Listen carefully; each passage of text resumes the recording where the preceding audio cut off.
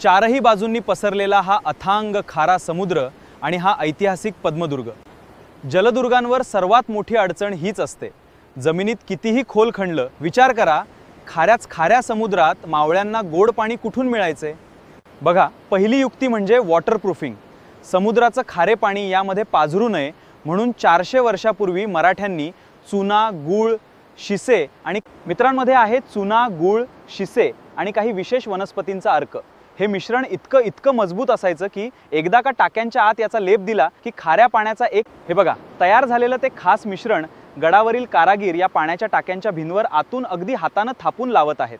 हा वरवर पाहता साधा वाटणारा लेप म्हणजे शिवकाळातील बघा। आणि दुसरी युक्ती म्हणजे ही साखळी पद्धत।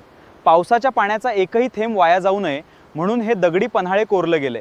पाऊस पडला की पाणी आधी या मुख्य टाक्यात जमायचं। हे बघा, तयार जलव्यवस्थापनाचा सर्वात मोठा चमत्कार। गडावर जेव्हा असा मुसळधार पाऊस पडतो तेव्हा पन्हाळ्यांनी आलेलं पाणी आधी या मुख्य टाक्यात जमा होतं। हे टाके पूर्ण भरलं की हे पाणी वाया जात नाही। तर मित्रांनो, हा होता आपल्या महाराजांच्या दुर्गनीतीचा आणि वॉटर मॅनेजमेंटचा एक अभूतपूर्व वारसा। तुम्हाला जर ही ऐतिहासिक माहिती आवडली असेल तर व्हिडिओला लाईक करा, शेअर करायला विसरू नका।